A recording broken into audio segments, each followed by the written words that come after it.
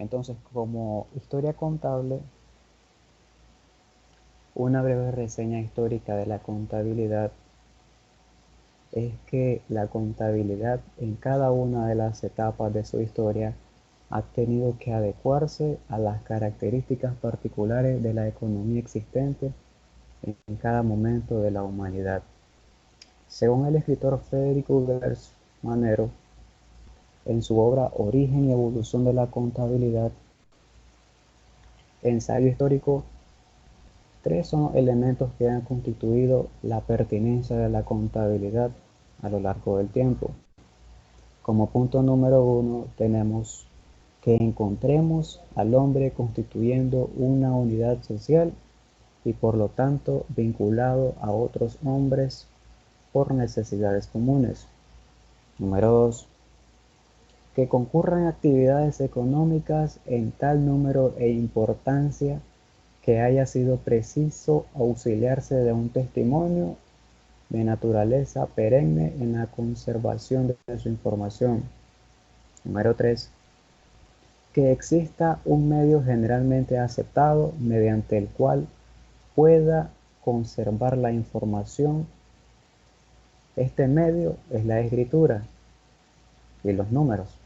En nuestro caso, dividiremos la contabilidad por edades en la historia. Entonces,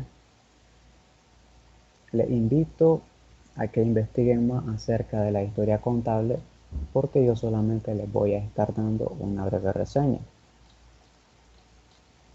Es de su conocimiento también que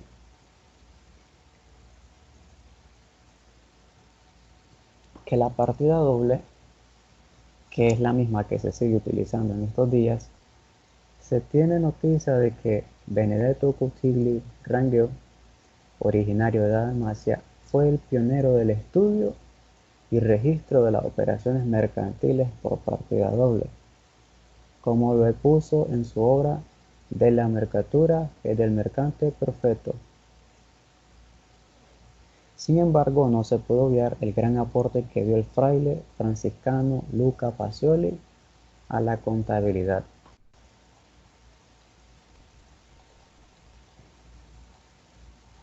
Pacioli vivió en un constante peregrinar en la búsqueda de nuevos conocimientos y siempre en su dedicación apasionada a la enseñanza de las matemáticas, que llegó a considerar como la base de todas las ciencias y de todo el saber. Pacioli fue matemático, arquitecto, teólogo, poeta, geómetra y místico.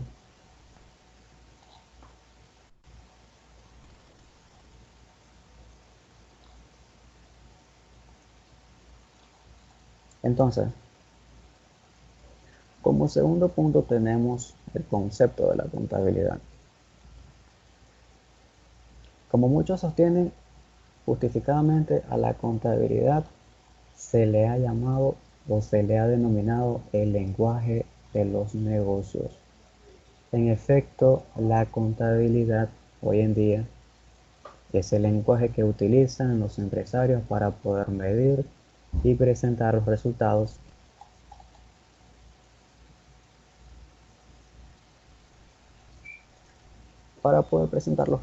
obtenidos en un ejercicio económico, la situación financiera de las empresas, los cambios en la posición financiera o en el flujo de efectivo. Por esta razón, los negocios hacen uso del lenguaje contable a fin de presentar las cifras a los usuarios de la información financiera. Entre otros conceptos, tenemos que la contabilidad es el arte de registrar, clasificar y resumir en forma significativa y en términos de dinero las operaciones y los hechos que son cuando menos de carácter financiero, así como el de interpretar sus resultados. Además, es el conjunto de reglas y principios que enseñan la forma de registrar sistemáticamente las operaciones financieras que realiza una empresa o entidad y la presentación de su significado de tal manera que puedan ser interpretados mediante los estados financieros. Tenemos como cuarto punto, o bien como tercer punto, la relación de la contabilidad con otras ciencias. Entre ellas tenemos la relación con la administración, entendida como la conducción de grupos humanos hacia el logro de objetivos o bien la misión de la organización mediante la optimización de sus recursos financieros, humanos y organizacionales. Además tenemos las ciencias sociales, que éstas nos permiten la realidad humana tanto en el individual como en el social. La empresa donde se aplica es una sociedad. También se relaciona con el derecho, la economía, las finanzas, la matemática, la informática, la estadística. Y pues bien, ustedes se preguntarán, ¿cuál es la importancia de la contabilidad? Como punto número uno, tenemos que la contabilidad establece un control absoluto sobre cada uno de los recursos y obligaciones del negocio.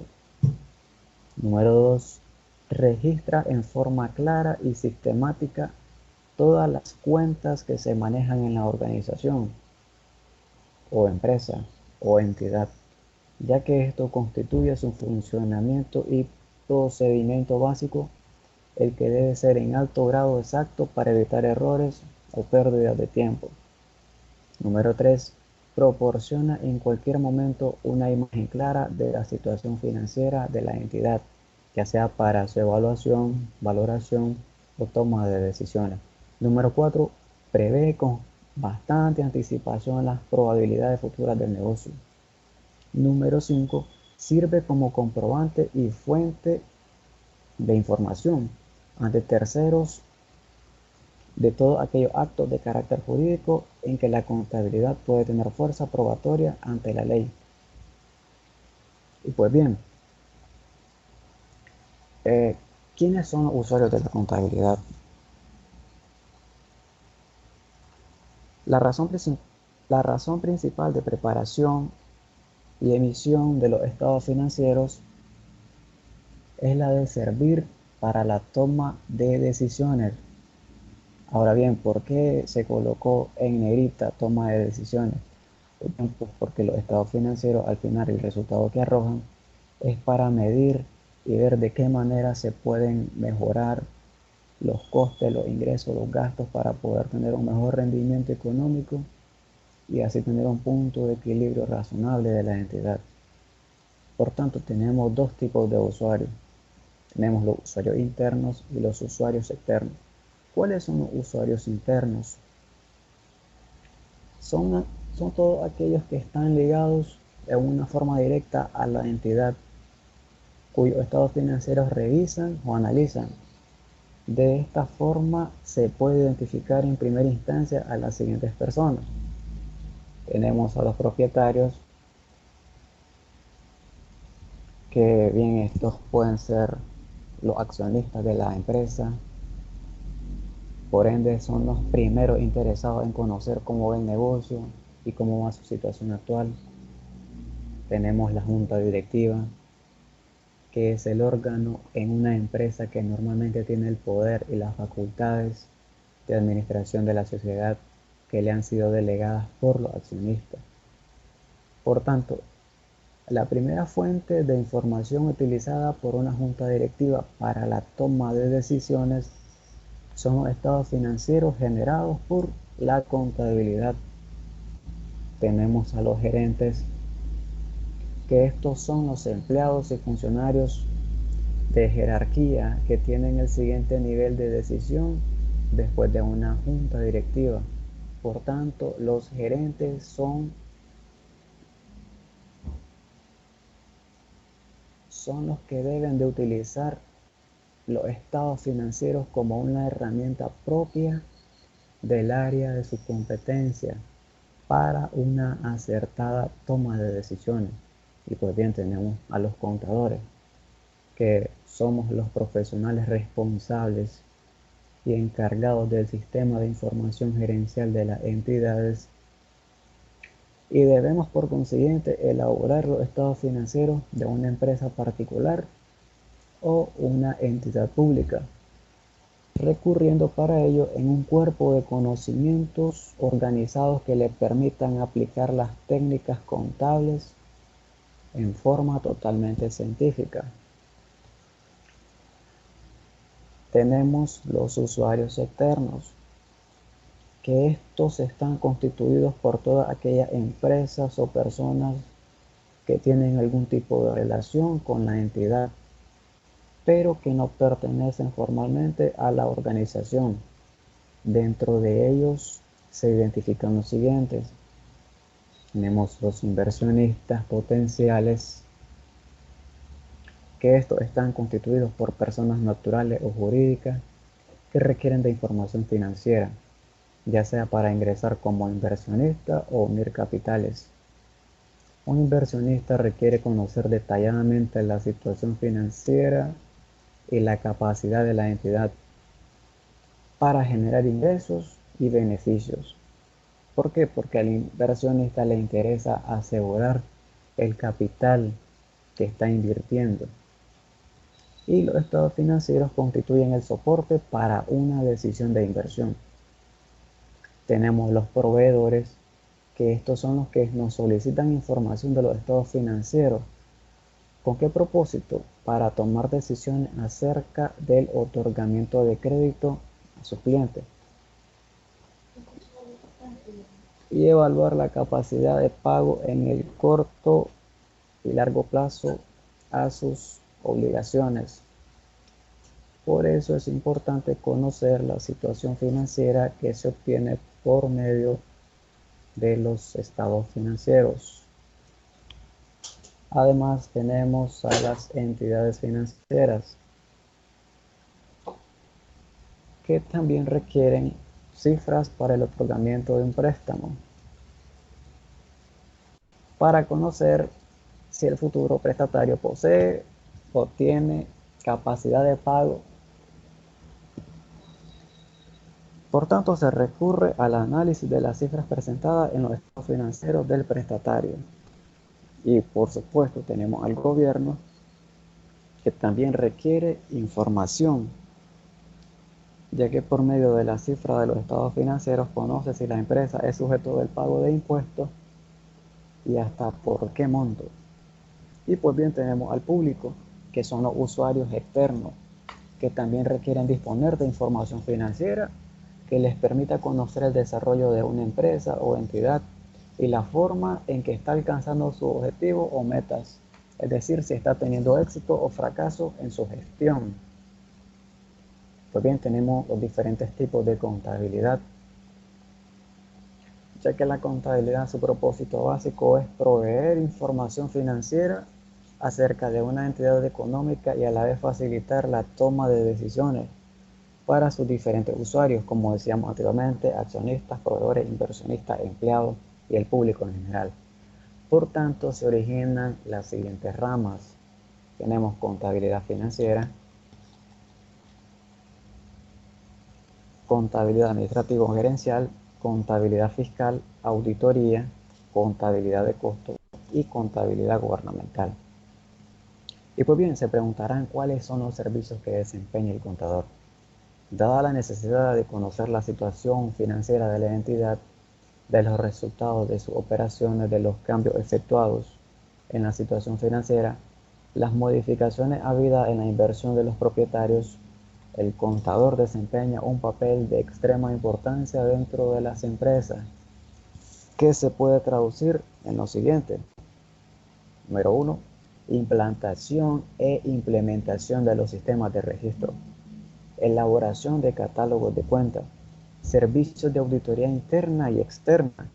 Servicios fiscales, preparación de presupuestos de gastos para su control.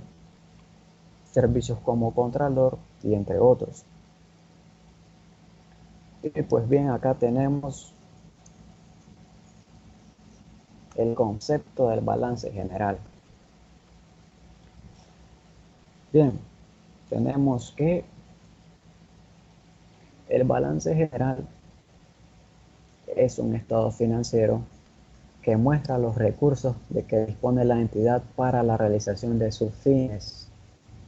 Corresponde a los activos y las fuentes externas e internas de dichos recursos, que son el pasivo más el capital contable, a una fecha determinada. Puede ser mensual, trimestral, cuatrimestral, dependiendo del tiempo.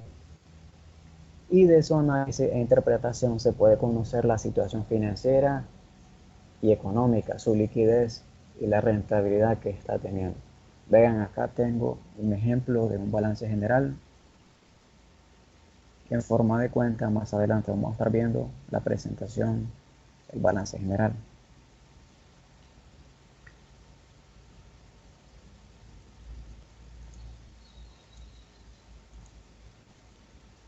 Además tenemos los distintos grupos que componen el balance general. Entre ellos tenemos las cuentas de activo, pasivo y capital. Bien, ¿qué son los activos? Los activos se refiere a todos aquellos bienes de que dispone una entidad para la realización de sus fines. Por lo tanto, incluye el dinero en efectivo, en caja y bancos, las inversiones. Más adelante les voy a estar enseñando algunas de las cuentas que constituyen el activo circulante y el no circulante.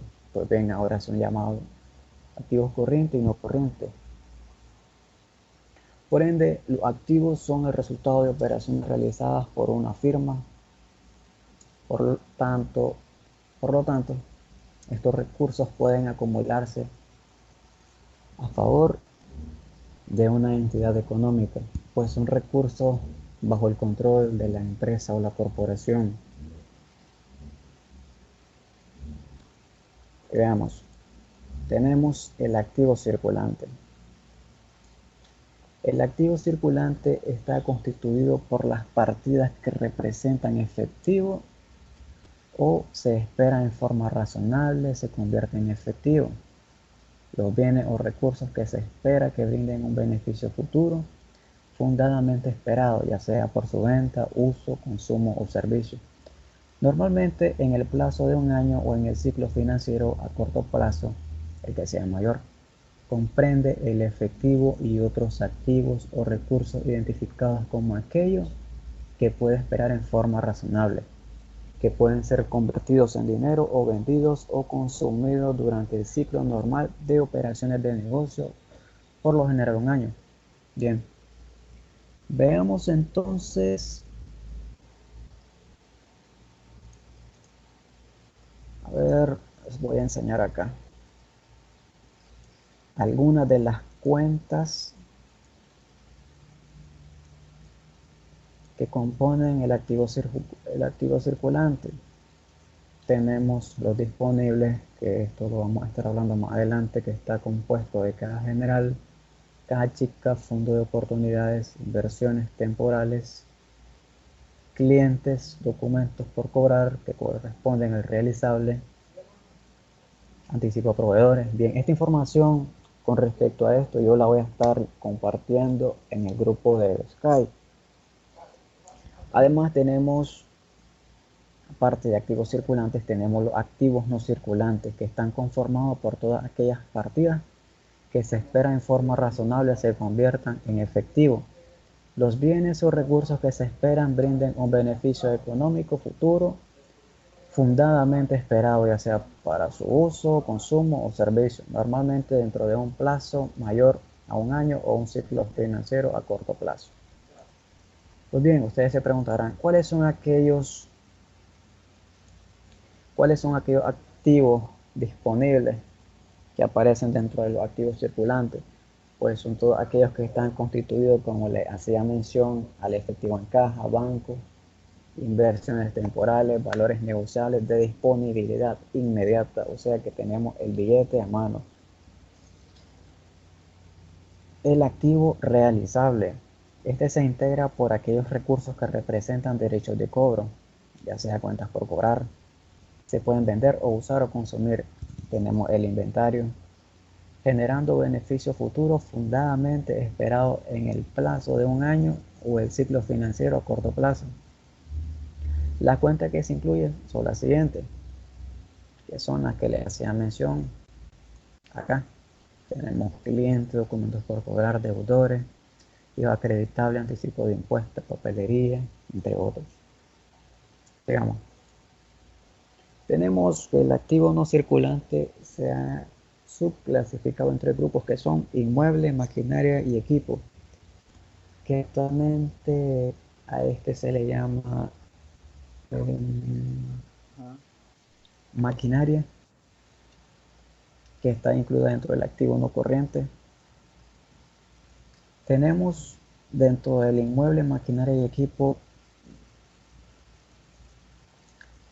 terrenos, edificios, maquinaria, mobiliario, equipo de oficina, muebles y enseres, equipo de transporte, como activos intangibles o diferidos, cargos diferidos, derechos de autor, patentes, papelería, gastos de constitución, organización, instalación, primas de seguros, muestras médicas. Y dentro de otros activos tenemos el fondo de amortización de obligaciones, inversiones en procesos, terrenos no utilizados y maquinaria no utilizada. Y pues bien, tenemos los pasivos. Los pasivos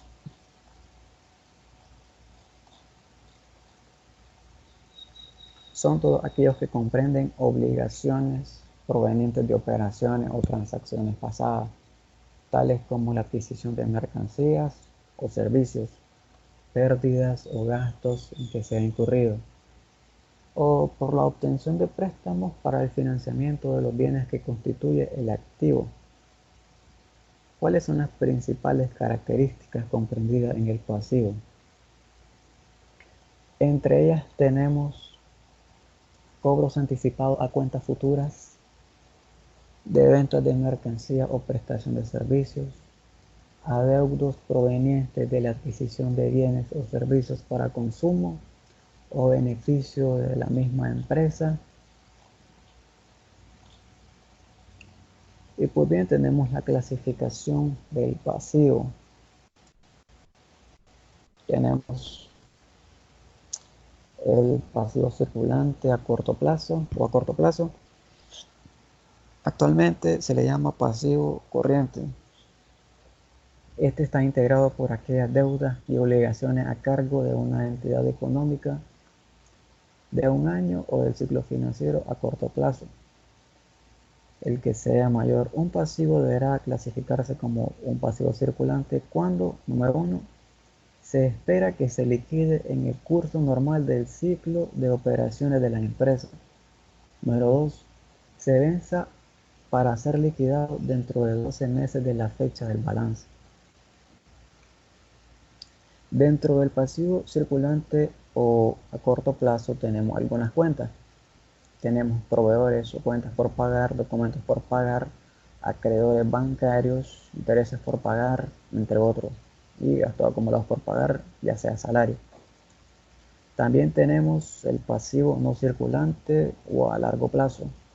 Está integrado por todas aquellas deudas y obligaciones a cargo de la empresa cuyo vencimiento o época de pago es en el plazo mayor de un año o del ciclo financiero a corto plazo.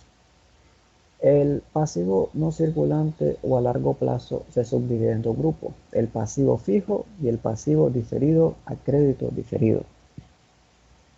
Dentro de los pasivos no circulantes o a largo plazo tenemos fijos y diferidos. Dentro de los fijos tenemos los acreedores hipotecarios, bonos por pagar, acreedores bancarios, documentos por pagar a largo plazo.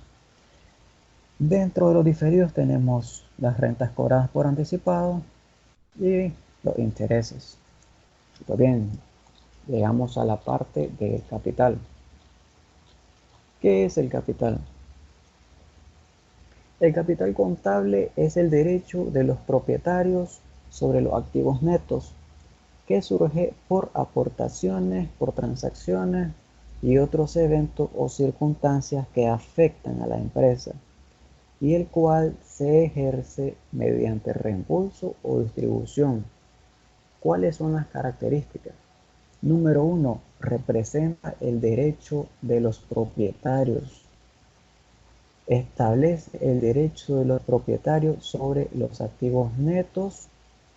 Surge por las aportaciones de los propietarios o dueños de la empresa, así como por transacciones o eventos o circunstancias.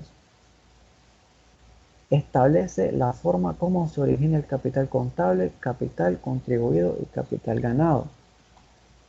¿Cuál es el capital contribuido? Está formado por las aportaciones del dueño o los dueños y las donaciones recibidas por la empresa, así como por el ajuste a estas partidas y por las repercusiones de los cambios en los precios. Las cuentas que lo forman son las siguientes: capital social, aportaciones para futuro aumento de capital, prima en ventas de acciones, donaciones. Y tenemos el capital ganado o déficit. Corresponde al resultado de las actividades operativas de la empresa y de otros eventos y circunstancias que la afecten. El ajuste que se da por las repercusiones de los cambios en los precios se realiza por este concepto y forman parte del mismo. Las cuentas que forman parte del capital ganado o déficit son las siguientes: utilidades retenidas, incluyendo las aplicadas a las reservas de capital, pérdida acumulada, exceso o insuficiencia en la actualización de capital contable. Las fórmulas del balance. El balance general está formado por el activo, como decía anteriormente. Son los bienes o inversiones de que dispone la entidad.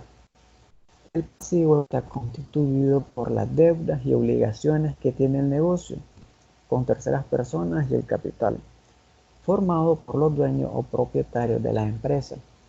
En base a lo anterior, se forma la igualdad matemática. Activo va a ser igual a pasivo más capital. De esta fórmula se infiere la del pasivo, que va a ser pasivo, va a ser igual a activo menos capital. Y la de capital, capital va a ser igual a activo menos pasivo. ¿Cuáles son las formas de presentación del balance?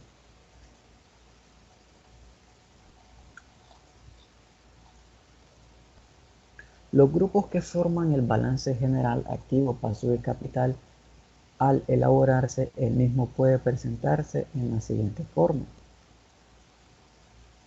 balance en forma de cuenta, balance en forma de reporte o de informe. Y las partes que integran el balance general son tres: encabezado, que incluye el nombre de la entidad, el plazo, el tipo de moneda; el cuerpo, que incluye el conjunto de cuentas con sus valores; el pie, que constituye la firma de las personas que elaboran y revisan y autorizan. Número 1. Balance en forma de cuentas. Esta forma de presentación obedece a la fórmula: activo va a ser igual a pasivo más capital. Si recuerdan, cuando hace poco que vi el concepto del balance general, había un balance general a mano derecha. Ese es un balance en forma de cuenta, ya que permite apreciar de una manera más objetiva la dualidad económica de la empresa, ya que a la parte izquierda aparecerán los recursos que dispone la entidad, activo de forma clasificada, y en la parte derecha las fuentes como tanto externas como internas de dichos recursos, que son el capital y el pasivo, debidamente clasificados, cuyo resultado será igual a la suma del activo. Número 2. Balance en forma de reporte o de informe. Esta forma de representación del balance corresponde a lo que se conoce como fórmula del capital. Capital va a ser igual a activo menos pasivo, donde se presentan las cuentas de manera vertical en una sola hoja, de tal forma que a la suma del activo se le puede restar la suma del pasivo para obtener el capital contable por diferencia. Pues veamos, acá tengo un ejemplo. Balance en forma de cuenta. Veamos, tenemos a mano izquierda los activos que están segregados, ya sea por activo circulante, no circulante y otros activos. Y a mano derecha tenemos los pasivos clasificados en circulantes, no circulantes, que son pasivos a largo plazo, y el capital contable. Pues bien, se preguntarán cuál es la diferencia entre el activo circulante y el no circulante, o el corriente y el no corriente. Eso depende del plazo, porque un activo corriente o activo circulante debe ejecutarse en un periodo menor o igual a 12 meses, contrario a lo del activo no circulante o no corriente. Y de igual manera para el pasivo. Tenemos el balance en forma de reporte o de informe, como les hacía mención anteriormente.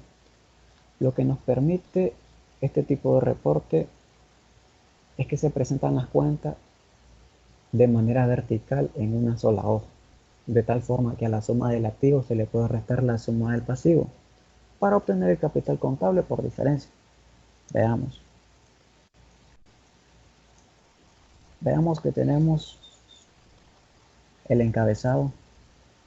Esto constituye el cuerpo. Y esto el pie.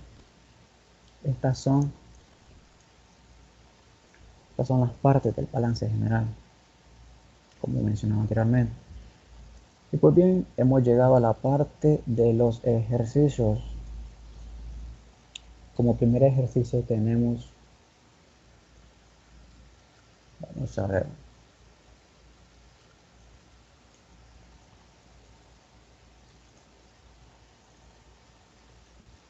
tenemos que en pasivos tenemos 42.000 Córdoba. Y pues me dice que el 40% corresponde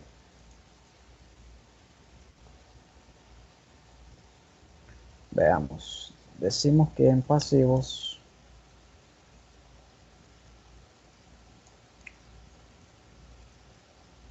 acá tenemos activos, pasivos y capital.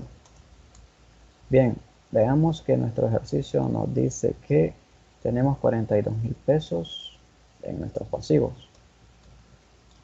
Y de estos 42.000 Córdobas tenemos que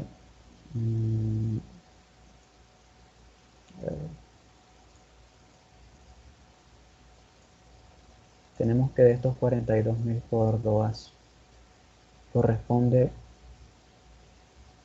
el 40% del pasivo al capital.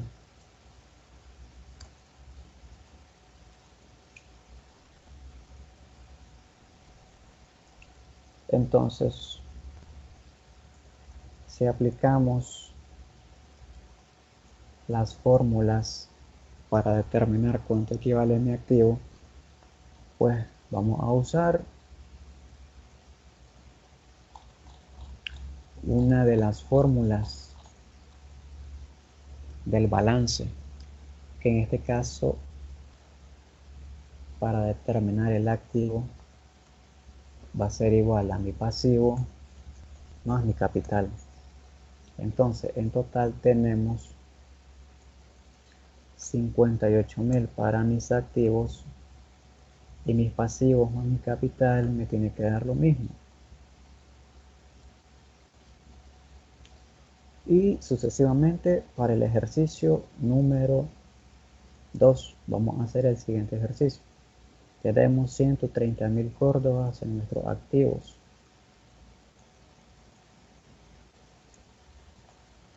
Vamos a copiar acá abajo. Vamos a borrar acá. Tenemos 130.000 Córdobas en nuestros activos. Y tenemos 34.600 en nuestro capital contable. 34.600. Entonces, si aplicamos la fórmula del balance, tenemos que nuestro pasivo va a ser igual a nuestro activo menos el capital. Entonces, si hacemos la suma aritmética, tengo en mis activos 130.000 y mi pasivo más mi capital 130.000. Y pues bien, estos ejercicios se los voy a estar compartiendo en el grupo para que ustedes los puedan realizar y los puedan compartir con sus demás compañeros